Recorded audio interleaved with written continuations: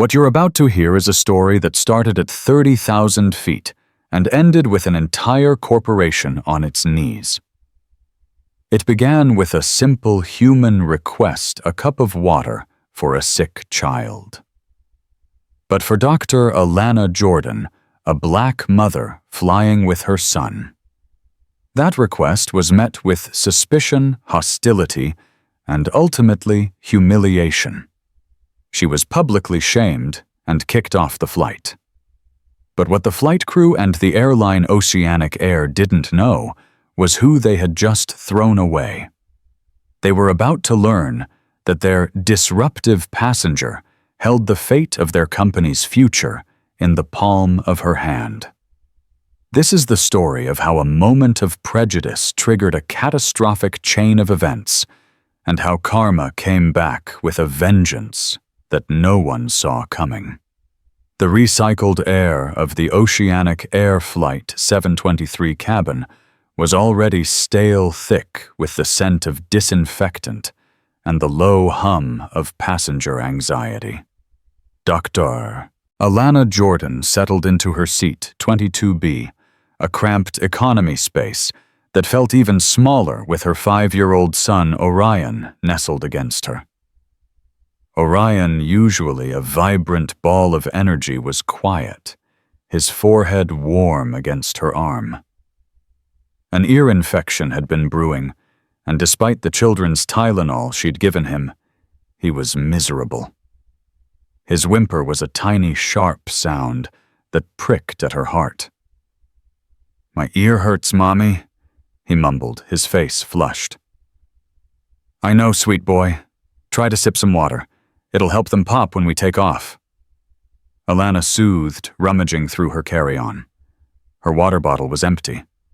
She'd chugged the last of it while navigating the chaos of LAX security. A simple oversight, but one that would soon ignite a firestorm. Boarding was complete, the cabin doors sealed with a definitive thud. They were in the pre-takeoff limbo, a period Alanna knew could last anywhere from 10 minutes to an hour. She needed water for Orion, and soon. She spotted a flight attendant near the galley, a woman in her late 40s with sharp features and blonde hair pulled back into a severe bun. Her name tag read Susan. Alanna unbuckled her seatbelt. The sign was not yet illuminated, and took a few steps down the aisle. "Excuse me," Alanna said, her voice soft but clear. "I'm so sorry to bother you before takeoff, but my son is feeling quite unwell. He has an earache, and I was wondering if I could possibly get a small cup of water for him to take his medicine." Susan turned, her expression one of practiced, impatient tolerance. She gave Alanna a swift, dismissive up-and-down glance, her eyes lingering for a fraction of a second on Alanna's simple jeans and hoodie. It was a look Alanna, a black woman who had navigated countless predominantly white spaces, knew intimately. It was a look of assessment, of categorization. "Ma'am, we will begin our beverage service once we reach cruising altitude," Susan said, her voice clipped. "You'll need to return to your seat and fasten your seatbelt." "I understand completely," Alanna replied, maintaining her polite tone. "It's just his ear is causing him a lot of pain, and swallowing can help. A small cup is all I need. I'd be so grateful." Susan's smile was a thin, brittle thing. "Everyone will be served at the same time. That is the policy. Please return to your seat." She turned her back, a clear dismissal. Alanna felt a familiar prickle of frustration mixed with humiliation. She wasn't asking for a 3-course meal. She was a mother asking for a basic necessity for her sick child. She returned to her seat, her jaw tight. Orion was now crying softly, a heart-wrenching sound that made her feel powerless. Other passengers were noticing. A man in 22A gave her a sympathetic glance. A woman across the aisle rolled her eyes, clearly annoyed by the crying child. 10 minutes passed. The plane didn't move. Orion's cries grew louder. He was pulling at his ear, his face a mask of misery. Alanna knew she had to try again. This time she pressed the call button above her head.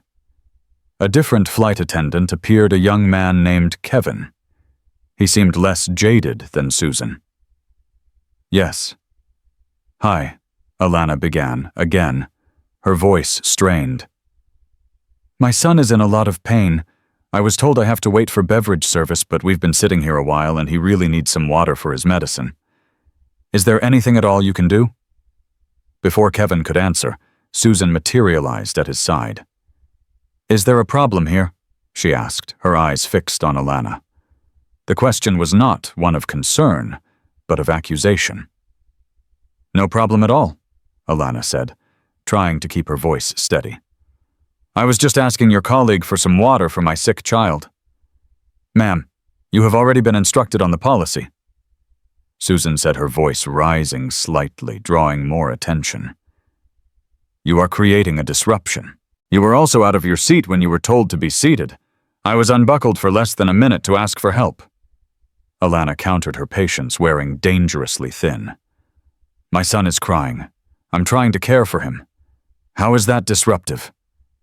"Your tone is becoming aggressive," Susan stated, crossing her arms. This was a classic tactic reframe, a plea for help as an act of aggression. "You are making other passengers uncomfortable. You need to control your child and remain seated." The accusation hung in the air, thick and poisonous. Aggressive. The word felt like a slap. She was a doctor, a pediatric cardiac surgeon, someone whose entire life was dedicated to saving children with a calm, steady hand. Yet here in this metal tube, she was being painted as an unruly, aggressive woman because she dared to advocate for her suffering child. "This is unbelievable," Alanna whispered, more to herself than to anyone else. She looked at Orion, whose tear-streaked face was buried in her side. Her maternal instinct, a force more powerful than any professional decorum, took over. "I am not being aggressive," she said, her voice now firm, devoid of the pleading softness from before. "I am being a mother. I have asked politely twice for a cup of water. You are the one escalating this situation with baseless accusations and a complete lack of compassion." Susan's eyes narrowed. "That's it. I'm getting the captain." She spun on her heel and marched toward the cockpit. Kevin, the younger flight attendant, looked mortified, but stayed silent, a bystander to the unfolding disaster. The passenger in 22A, a middle-aged businessman named David Chen, finally spoke up. He leaned towards Alanna and offered her an unopened bottle of Dasani. "Here," he whispered. "Please, take this." "Thank you," Alanna mouthed, a wave of gratitude washing over her. But it was too late.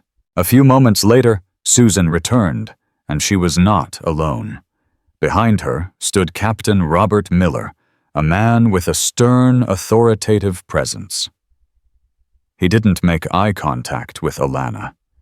He addressed Susan. "What's the situation, Captain Miller?" Susan said, her voice laced with theatrical distress. "This passenger, despite being told our safety protocols multiple times, has become increasingly disruptive and belligerent. She was out of her seat, refused to follow instructions, and her aggressive behavior is a concern for the safety and comfort of the other passengers and the crew." It was a masterclass in distortion, a complete fabrication built on a kernel of truth. Alanna was stunned into silence for a moment, shocked by the audacity of the lies. Captain Miller finally turned his cold gaze on her. "Ma'am, my lead flight attendant has informed me of the situation. We have a zero-tolerance policy for disruptive behavior on Oceanic Air. I'm going to have to ask you to gather your belongings. You and your son will be deplaning." The words hit her like a physical blow. You're kicking me off the plane," she stammered. "For asking for water. My son is sick." "This woman is lying. I trust my crew, ma'am," the captain said, his voice final. "We will not be debating this. A gate agent will meet you. Please, let's not make this any more of a scene than it already is." Humiliation burned through her, hot and acidic. The eyes of every passenger were on her. Some looked away in discomfort, others stared with morbid curiosity. She saw judgment, annoyance, and in a few, a flicker of pity. But no one spoke up. Not David Chen, who had offered the water, not the woman across the aisle. Silence was their complicity. With trembling hands, Alanna gathered her things.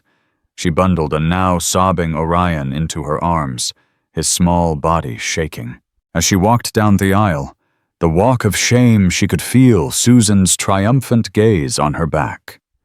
She was no longer Dr. Alanna Jordan, a respected surgeon. She was just another black woman being put in her place. As she stepped out of the aircraft and onto the jet bridge, the cold, impersonal voice of Captain Miller came over the cabin intercom. "Ladies and gentlemen, we do apologize for the slight delay. We had to remove a disruptive passenger for the safety and comfort of everyone on board. We should be on our way shortly." The door closed behind her, sealing her fate, and though no one knew it yet, the fate of Oceanic Air. The jet bridge felt like a tunnel to nowhere. Alanna emerged back into the bustling terminal, feeling dazed and utterly humiliated. Orion had cried himself into an exhausted, hiccuping sleep on her shoulder. A gate agent, a young woman named Maria, met them with an apologetic but firm expression. "Ma'am, I've been instructed to escort you back to the main terminal. Your baggage will be removed from the flight and can be collected at the main baggage claim. I can help you try to rebook." Rebook. Alanna's voice was hollow. "Your airline just publicly shamed me and threw me off a plane because your flight attendant has a problem with basic human decency. I understand your frustration, ma'am," Maria said, using the scripted, non-committal language of customer service. "The report from the captain states there was a safety concern. The report is a lie." Alanna said, her voice dangerously quiet. She was too exhausted to shout, too emotionally battered to fight with another uniformed employee who was just following orders. The injustice of it all was a physical weight pressing down on her chest, making it hard to breathe. She followed Maria to the customer service desk, a sad beige counter of broken travel dreams. The line was long. Every minute that ticked by was a minute she wasn't on her way to San Francisco, a minute that felt increasingly precious. Her phone buzzed in her pocket. She ignored it. It buzzed again and again, with insistent, rapid-fire urgency. Annoyed, she pulled it out, expecting it to be a notification from the airline app, perhaps a final insult confirming her flight status as offloaded. But the screen read, "Dr. Peterson, SF Memorial Peds." A jolt went through her, sharp and electric, cutting through the fog of her humiliation. Dr. Peterson was the head of pediatric cardiothoracic surgery at San Francisco Memorial, her mentor, and the man who had arranged this entire trip. She was not flying to San Francisco for a vacation. She was flying there to perform one of the most complex and delicate heart surgeries of her career. She stepped out of the line, her heart suddenly pounding a frantic rhythm against her ribs. "I have to take this," she mumbled, shifting Orion's weight. "Alanna, thank God. Where are you? The flight tracker shows you've pushed back from the gate." Dr. Peterson's voice was tight with stress. "Mark, there was an incident." She began, her own voice trembling. "They kicked me off the flight." Silence on the other end of the line. Then, "They what? What are you talking about? Kicked you off?" "Why? It's insane." Orion was fussy. "I asked for some water and the flight attendant. She escalated the whole thing. Said I was being disruptive. They called the captain and removed me." She could hear the absurdity of her own words. It sounded like a story someone would make up. "Unbelievable," Dr. Peterson breathed, but his tone quickly shifted from shock to pure panic. "Alanna, you don't understand. You have to get here. We had to move the surgery up. Move it up. Why?" It was scheduled for tomorrow morning. The patient is destabilizing Alanna. Little Amelia Vance. Her pulmonary artery pressure is spiking. We can't wait. We've been trying to manage it, but she's not responding well. The team here, they're brilliant, but this is a Norwood-Sano procedure with a variant anatomy I've never seen. You have. You're the only one on the West Coast who has done this specific repair successfully. The world tilted on its axis. Alanna leaned against a pillar for support, the noise of the airport fading into a dull roar. Amelia Vance. A 6-day-old infant born with hypoplastic left heart syndrome, a condition where the left side of the heart is critically underdeveloped. Alanna had spent the last week studying the baby's charts, her complex heart imaging planning every single microscopic suture. She was the child's only real shot, and she was stuck in LAX, branded a disruptive passenger. Mark, I'm at the customer service desk now. I'm trying to get on another flight. What's the latest I can possibly get there? The OR is prepped and waiting. Alanna, we wanted you scrubbed in by 3 p.m. at the absolute latest. It's almost 11 a.m. now. There isn't another commercial flight that will get you here in time. Not after you get your luggage and clear security again. Dr. Peterson's voice was raw with desperation. The family is here. They're falling apart. The family. The Vances. Her mind raced back to the initial consultation file. The name hadn't meant much to her then, just another anxious family entrusting her with their most precious gift. But a detail from the hospital's VIP intake form suddenly surfaced in her memory, a detail she'd skimmed over at the time. Patient's grandfather, Mr. Jonathan Vance, affiliation chairman and majority shareholder, Oceanic Air Global Holdings. Alanna felt the air leave her lungs in a whoosh. It couldn't be. The cosmic irony was too cruel, too perfectly targeted. The airline whose employee had just dehumanized her, whose captain had blindly trusted a lie, was owned by the very man whose granddaughter's life now depended on her. Mark, she said, her voice dangerously calm. Listen to me very carefully. Who is the primary contact for the Vance family right now? The grandfather, Jonathan Vance. He's been coordinating everything. He's in the surgical waiting room right now. Why get him on the phone? Or better yet, get his personal assistant's number. Give him my cell number and tell him his airline Oceanic Air just kicked his granddaughter's surgeon off Flight 723. There was a stunned beat of silence. You're kidding me. I have never been more serious in my entire life, Mark. Do it. Now. She hung up the phone. The feeling of humiliation was gone, replaced by a cold, sharp-edged fury. The world had shrunk down to a single point of focus.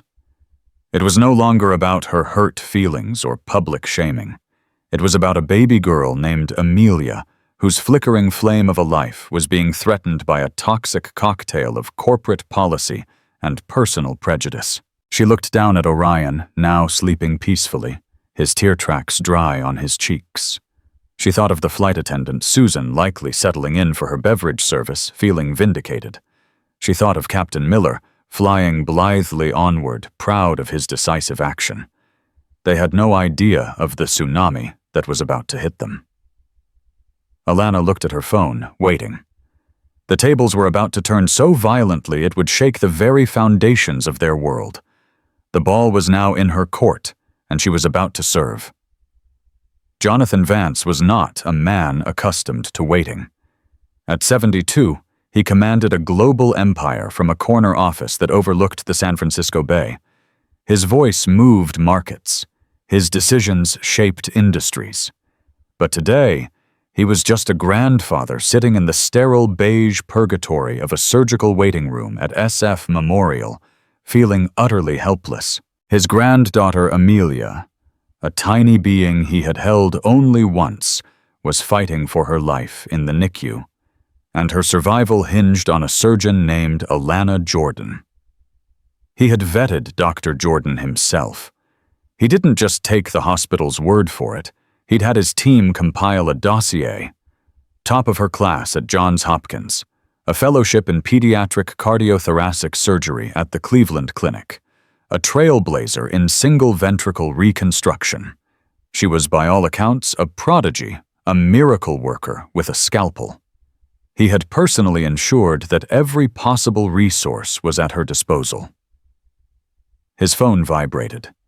It was his executive assistant, Catherine, a woman whose unflappable demeanor was legendary within his company. But her voice was anything but calm. It was thin and reedy, laced with sheer terror.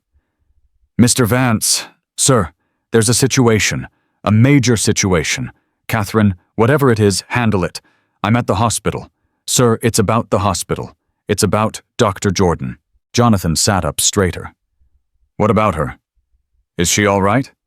Has something happened, sir?" "She's not on the plane." The words didn't compute. "What do you mean she's not on the plane? I tracked the flight myself. OA 723. It's in the air due to land in 40 minutes. "She's not on it, sir." Catherine repeated, her voice cracking. She was removed from the flight, before takeoff, in Los Angeles. Jonathan Vance felt a cold dread creep up his spine, a feeling he hadn't experienced since a hostile takeover attempt in the early 90s. Removed. By whom? For what reason? There was a pause, and he could hear the frantic clicking of a keyboard on her end. "Sir, the initial captain's report just posted to the internal system. It's—" "Oh my God. Spit it out, Catherine," he boomed, his voice echoing in the quiet room, startling a nurse walking by. "The report lists one passenger removed for being disruptive, aggressive, and non-compliant with crew safety instructions. The passenger's name is Dr. Alanna Jordan." For a full 10 seconds, Jonathan Vance was silent. He looked through the glass window at the doctors and nurses rushing by a ballet of life and death. His airline, the crown jewel of his life's work, a company whose logo was a symbol of service and excellence, had just kicked the one person on Earth who could save his granddaughter off a flight. And they had branded her aggressive and disruptive. The absurdity, the sheer catastrophic stupidity of it was breathtaking. "Get me the captain of that flight," Jonathan said, his voice dropping to a low, dangerous growl. "Patch him through to the cockpit. I don't care what FAA regulations you have to break. Get me the head of in-flight operations. Get me the head of corporate communications. Get them all on a conference line in the next 5 minutes, and find out exactly where Dr. Jordan is right now." "Yes, sir." "And Catherine," he added, a sliver of ice in his tone, "find the name of the lead flight attendant on that crew. I want her entire service record on my desk before that plane touches the ground." He hung up and immediately dialed Dr. Peterson. "Tell me she's lying, Mark. Tell me this is some kind of horrible mistake." "It's not, Jonathan," Dr. Peterson confirmed, his voice grim. "I just spoke with Dr. Jordan. She's at LAX. She has her son with her. Apparently he was sick and she asked for a cup of water and it spiraled from there. They ejected her from the plane." Jonathan's fist clenched. "My company did this." "Your company did this," Dr. Peterson affirmed. "And Amelia's vitals are dropping. We don't have much more time to wait, Jonathan. You need to fix this." The word fix seemed inadequate. This was like trying to undetonate a bomb. He was a man who solved problems with money power and influence. He could move mountains, but could he bend time? His phone buzzed again. It was Catherine with Dr. Jordan's cell number. He took a deep breath, the kind he took before walking into a multi-billion-dollar negotiation, and dialed. She picked up on the first ring. "This is Dr. Jordan." Her voice was perfectly calm, devoid of any emotion. It was the voice of a surgeon, a voice of pure, cold control. It terrified him more than any screaming or crying would have. "Dr. Jordan?" This is Jonathan Vance. I have just been made aware of the incident on Flight 723. Mr. Vance, she replied, her tone still unnervingly placid. Your airline refers to it as the removal of a disruptive passenger. I believe your captain apologized to the other passengers for the inconvenience I caused. The polite, factual nature of her statement was a gut punch. He could hear the controlled rage simmering just beneath the surface. Dr. Jordan, Alanna, I cannot express how I have no words for the catastrophic failure on the part of my people. It is inexcusable. It is incomprehensible. It is, she agreed simply. My granddaughter Amelia. His voice broke, the titan of industry vanishing, replaced by a desperate grandfather. She needs you. Dr. Peterson says her condition is worsening.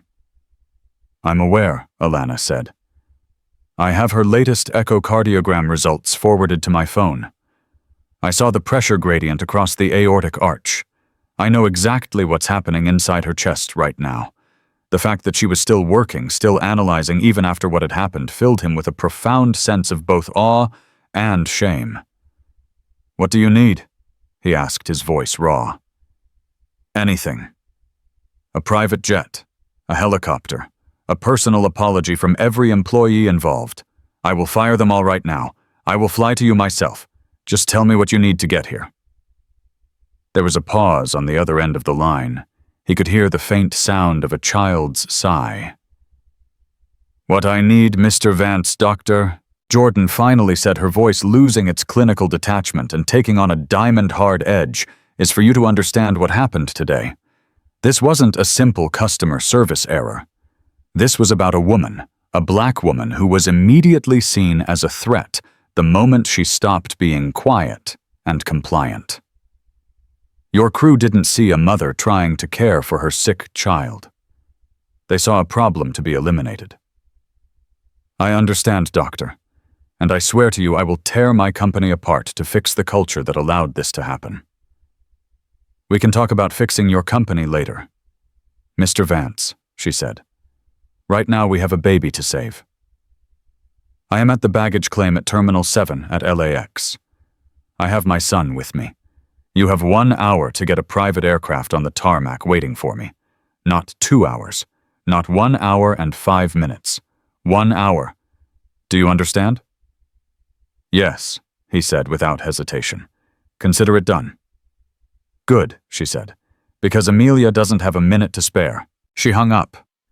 Jonathan Vance stood in the waiting room, his phone still pressed to his ear.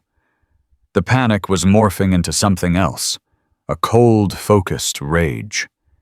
He had built Oceanic Air on a reputation of prestige and service.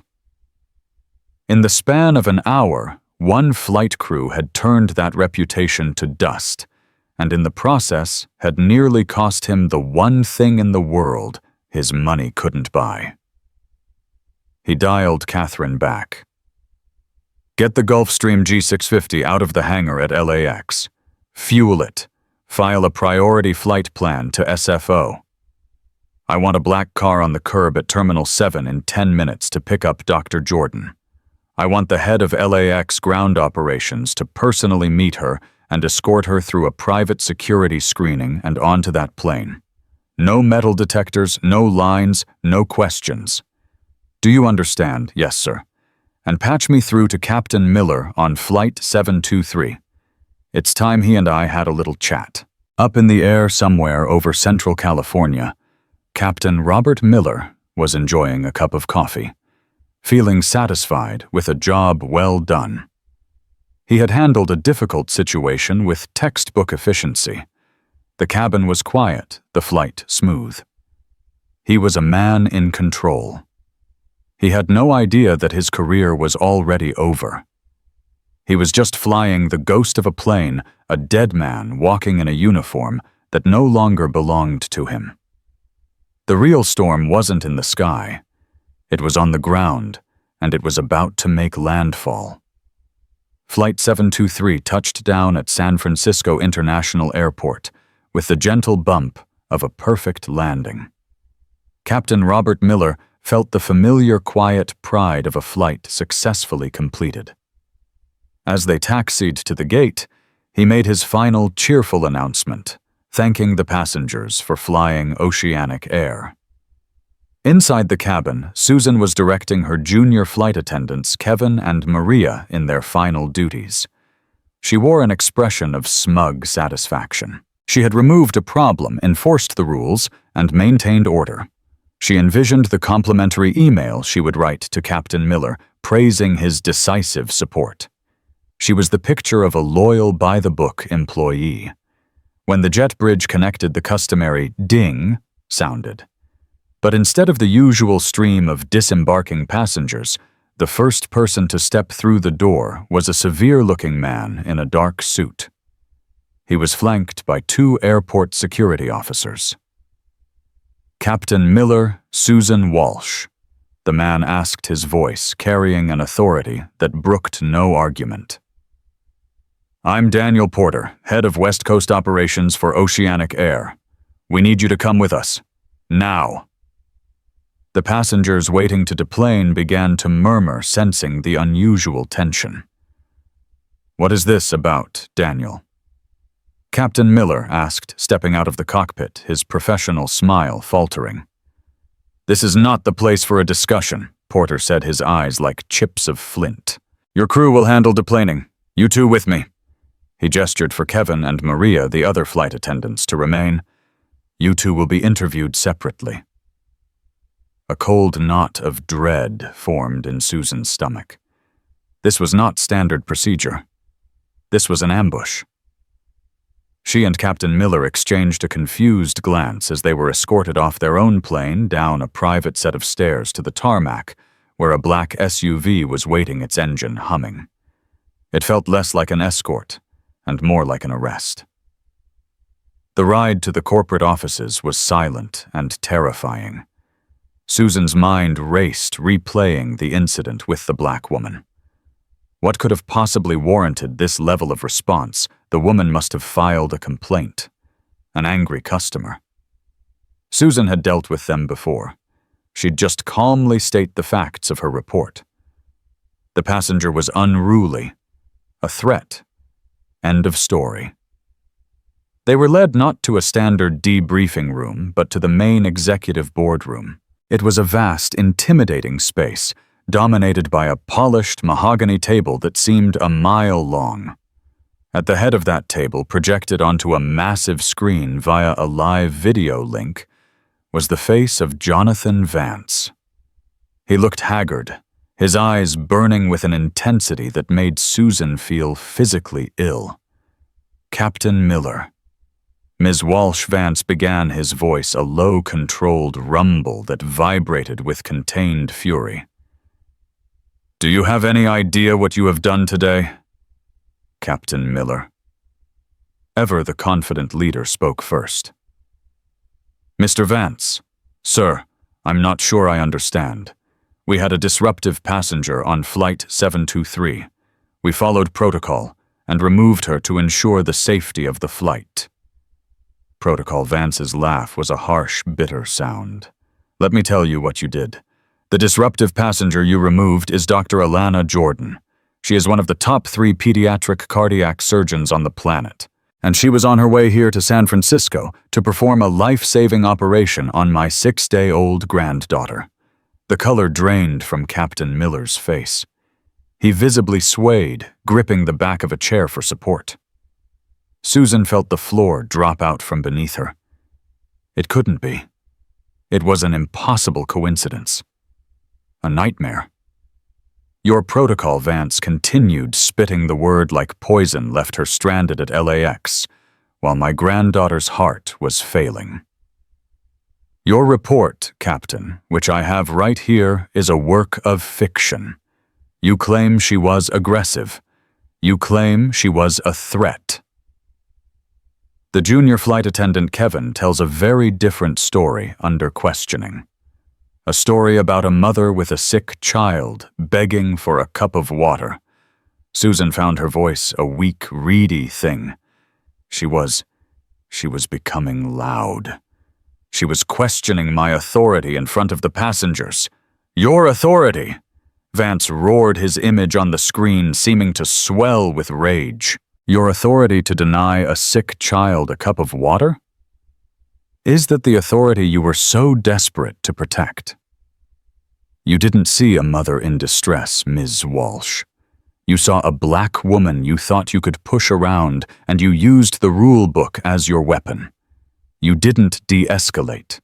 You escalated. You didn't solve a problem. You created a catastrophe. He turned his piercing gaze to the captain. And you are the captain of that vessel, the ultimate authority. And you didn't ask a single question. You didn't assess the situation. You took the word of a prejudiced, power-tripping employee and rubber-stamped her decision. You didn't lead. You enabled. The silence that followed was heavy, suffocating. The careers of the two people standing in that room were dissolving in real time. Mr. Vance, I had no idea. Captain Miller stammered. If I had known who she was. That is the entire problem. Vance yelled, slamming his hand on the desk in his hospital waiting room, the sound crashing through the boardroom speakers. It shouldn't matter who she is. Whether she was a world-renowned surgeon or a janitor, she was a human being, a mother with a child in pain. Our company's duty is to serve with dignity and respect. You failed on every conceivable level. You failed as employees. You failed as human beings. He paused, taking a ragged breath. His voice lowered, becoming deadly serious. As of this moment, you are both suspended without pay pending termination. You will be escorted from the premises. Your company credentials and access are revoked. You will not speak to the press. You will not post on social media. You will not discuss this with anyone. A team from our legal department will be in touch. Is that understood? Susan could only nod, tears of self-pity and terror streaming down her face. Her perfect record, her seniority, her pride all turned to ash. Captain Miller looked like a broken man, his decades of distinguished service undone by a single catastrophic lack of judgment. "Get them out of my sight," Vance commanded the silent executive Daniel Porter. As they were let out, Susan's mind fixated on one detail. The name Vance had mentioned. Dr. Alanna Jordan, a surgeon. She had looked at a woman in a simple hoodie holding a crying child and had seen a threat. She had failed to see a doctor. She had failed to see an equal. The bias she would have sworn on her life she didn't possess was now staring back at her from the ruins of her life. Meanwhile, a sleek Gulfstream jet was descending rapidly toward San Francisco. Aboard Dr. Alanna Jordan was not looking at the stunning view of the Golden Gate Bridge. She was on a satellite phone with the OR, her son, Orion, sleeping soundly on the plush leather seat beside her, a half-eaten gourmet cookie on the tray table. "Prep the cannulas for aortic and venous access," she instructed, her voice calm and authoritative. "I want a full heparin dose ready for injection the moment we establish bypass, and have the 7-aeroproline sutures ready. We're going to need them for the anastomosis. I'm 10 minutes out." She had been humiliated, demeaned, and cast aside. But she was putting it all away, compartmentalizing it into a locked box in her mind. Right now, there was only Amelia. The reckoning could wait. The karma had begun its work, but the most important work was still ahead, in a sterile room under the bright lights of the operating theater, where she would hold a tiny, fragile heart in her hands. The transition from the hushed luxury of the Gulfstream G650 to the urgent antiseptic reality of the hospital was a dizzying plunge. The moment the jet's door opened on the private tarmac, Alanna was no longer a passenger or a problem. She was a purpose. A hospital administrator, a man whose face was a mask of anxiety and deference, met her before her feet even touched the asphalt. "Dr. Jordan, this way. We have a direct route cleared for you," he said. His voice hushed, as if she were a visiting royal. They bypassed the public entrances, the waiting rooms, and the bustling main corridors. They moved through a series of sterile, restricted access hallways where staff members instinctively flattened themselves against the walls to let her pass. The whispers followed in her wake. "That's her. That's Dr. Jordan." The contrast was a bitter pill.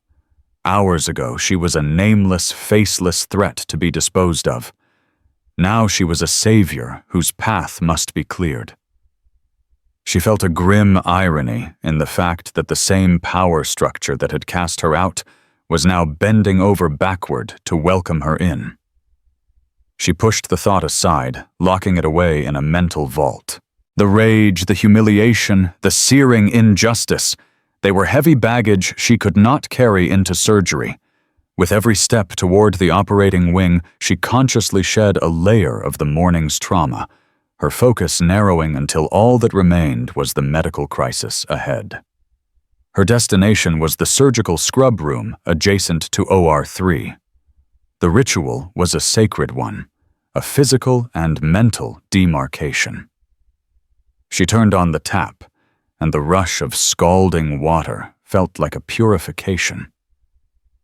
As she worked the antiseptic soap into a thick lather, scrubbing from her fingertips to her elbows, with a practiced, methodical force, she felt the last vestiges of the shaken woman on the plane recede. The hands that had trembled with fury as she gathered her belongings were now the steady, skilled instruments of a surgeon, the tools that would cheat death. This was her armor. This was her sanctuary. When she pushed open the door to operating room 3, a palpable wave of relief washed over the assembled team. The low, tense chatter ceased. Every pair of eyes turned to her, the anesthesiologist, the perfusionist at the heart-lung machine, the nurses and her mentor, Dr. Mark Peterson. They saw not the victim of an airline's bigotry, but the commander who had finally arrived to lead the charge. In the center of the room, under the blinding glare of the surgical lights, was the reason she was here. Amelia Vance. A tiny, fragile form dwarfed by the machinery that sustained her, her chest barely rising and falling. The rhythmic beeping of the monitors was a fragile symphony playing the song of her struggle. Dr. Peterson met her gaze, his own exhaustion evident, but his eyes full of trust. He gave her a solemn, definitive nod. "She's all yours, Alanna." For the next 6 hours and 27 minutes, the world outside OR3 ceased to exist. Jonathan Vance. Oceanic Air Flight 723. The searing memory of Susan Walsh's sneer, it all dissolved into an irrelevant fog. Alanna's universe shrank to the size of a strawberry, the microscopic, beautiful, and tragically flawed landscape of a newborn's heart. Her voice, calm and clear, became the room's central rhythm. Scalpel, suction, 7 proline, please. Her hands moved with a fluid, hypnotic grace, a dance of profound knowledge and instinct. She was not just repairing a defect. She was an architect of life, reconstructing a miniature aorta, patching a ventricular wall that was as thin as parchment, and rerouting the very flow of existence through a heart that nature had designed to fail. The team around her worked as an extension of her will, anticipating her needs, responding to her quiet commands with flawless efficiency. At one point, 4 hours in an alarm blared a sudden, terrifying drop in blood pressure. A collective gasp, sharp and stifled, filled the air. But Alanna didn't flinch. Her eyes remained fixed on the surgical field, her voice steady. "Increase the norepinephrine drip by 0.2 mics, and give me the forceps. The suture line is weeping slightly. We need to reinforce it." Without a flicker of panic, she located the microscopic leak and with sutures as fine as human hair sealed it. The alarms silenced. The pressure stabilized. The crisis had passed in less than a minute. In that moment, she was not just a surgeon.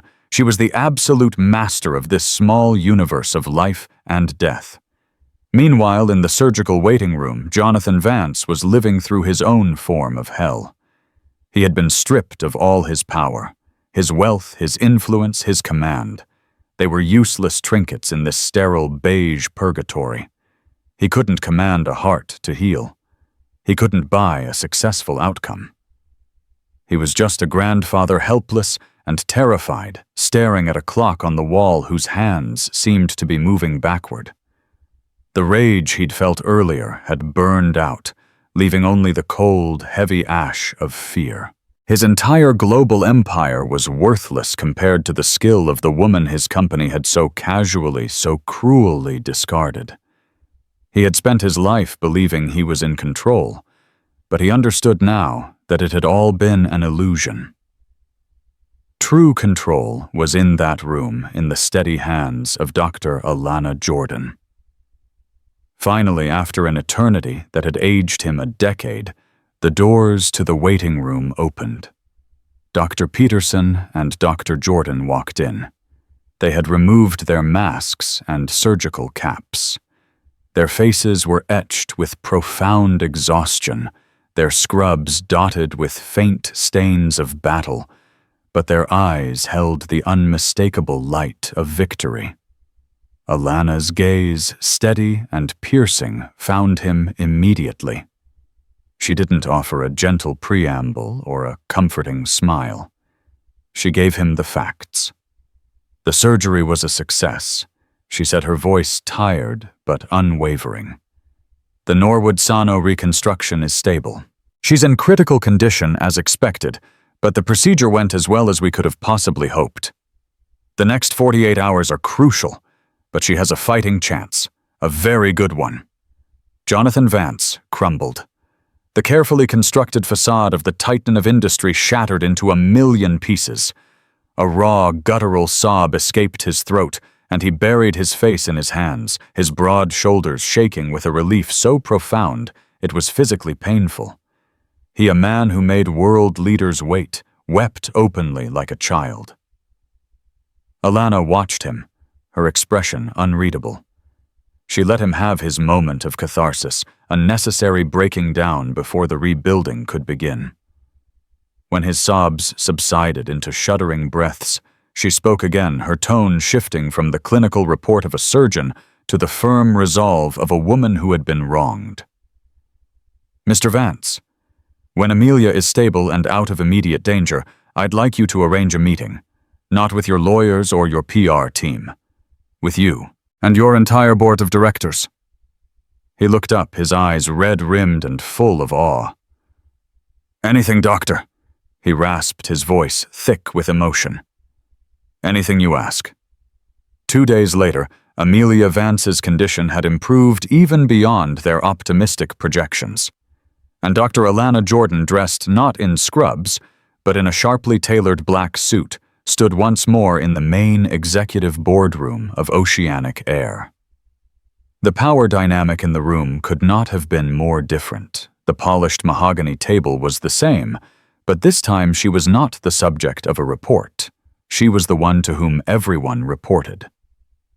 Seated around the table were Jonathan Vance and the 7 other members of the board, a collection of men and women who controlled a combined net worth that could rival the GDP of a small nation. They looked at her with a somber deference born of fear-guilt, and the undeniable fact that she held the moral high ground and the life of their chairman's granddaughter in her debt. She began to speak, her voice as calm and precise as it had been in the operating room. She didn't raise it. She simply laid out the facts, one after another, like placing instruments on a surgical tray. She told them about Orion's earache, the simple request for water, the flight attendant's escalating hostility, the lies about her being aggressive, the captain's cold indifference, and the profound public humiliation of being escorted off the plane. She concluded with the detail that landed like a physical blow. My son, who is 5, asked me later, "Mommy, why was that mean lady so mad at you? Why wouldn't she give me water?" How do I explain the complexities of racial bias to a 5-year-old gentleman? The silence in the room was absolute, thick with shame. "I am not here for a settlement," she said, her gaze sweeping across their faces, daring any of them to misread her intentions. "Though I am sure your legal team has a very generous check prepared, hoping to make this all go away. Your money doesn't interest me. It cannot buy back my dignity or erase my son's confusion. And firing 2 employees is not a solution. It's a bandage on a cancer." She walked to the head of the table, placing her hands flat on the cool, polished wood. "You have a systemic disease in your company. It's called implicit bias. It's a corporate culture where an employee like Susan Walsh feels empowered to dehumanize a passenger based on her own prejudice, and a captain like Robert Miller sees no reason to question it. You train your staff on safety protocols and beverage service, but do you train them on how to see humanity? Do you train them to choose compassion over a rule book?" She looked directly at Jonathan Vance. "You kicked a black woman off your flight who happened to be a surgeon. The tragedy is that she was treated that way, not because you didn't know she was a surgeon, but precisely because she was a black woman. You saw what your biased culture has trained you to see. So here is my price." Alanna continued, her voice resonating with an unshakable authority. "First, you will issue a public, unconditional apology. Not a vague corporate statement about falling short. You will name me, and you will state plainly that I was removed from Oceanic Air Flight 723 as a direct result of racial bias from your crew. You will own the truth in its entirety. Second, you will fund and establish a fully independent civilian oversight council for customer relations and employee conduct. It will not be run by airline executives. It will be headed by leading experts in civil rights, corporate ethics, and de-escalation. And third," she said, her voice dropping slightly, making the final demand even more powerful, "you will work with me and a team of DEI specialists I select to design and implement a new mandatory and ongoing training program for every single Oceanic Air employee from the tarmac crew to this boardroom. It will be a rigorous curriculum focused on empathy, identifying and combating implicit bias and compassionate conflict resolution. And you will call it the Alanna Jordan Initiative. Your company will not be allowed to forget. The terms hung in the air audacious and revolutionary. It wasn't a penalty. It was a prescription, a painful, expensive, and transformative cure." Jonathan Vance looked at the formidable woman before him. She had saved his family's future. And now, with these terms, she was offering him the only possible path to save the soul of his company. He rose slowly to his feet, his expression one of complete surrender and profound respect. He extended his hand across the table. "Dr. Jordan, on behalf of everyone here and everyone at Oceanic Air, we accept your terms, unconditionally, and thank you." Alanna looked at his outstretched hand, but did not take it. "Don't thank me, Mr. Vance," she said, her voice softening for the first and only time. "Do the work. That will be thanks enough." She turned her back straight and walked out of the boardroom, leaving a group of the world's most powerful people in a state of stunned, humbled silence. She had walked in, holding them accountable for a single injustice. She walked out, leaving them with a mountain of responsibility, their empire forever at the feet of the woman they had so carelessly tried to throw away. The story of Dr. Alanna Jordan and Oceanic Air isn't just a shocking headline. It's a powerful lesson in the hidden biases that shape our world and the incredible force of character in the face of injustice. Alanna could have taken the money and walked away. She could have sued them into oblivion. But instead she chose a harder, more meaningful path. She demanded not just punishment, but positive change. She used her unexpected leverage to force a multi-billion-dollar corporation to confront its own deep-seated problems, ensuring that what happened to her and her son would be less likely to happen to someone else. This story reminds us that dignity is not negotiable, and that true power isn't about your title or your bank account, but about your integrity. What would you have done in her situation? Have you ever witnessed a moment of injustice and wished you had spoken up? Let us know your thoughts in the comments below.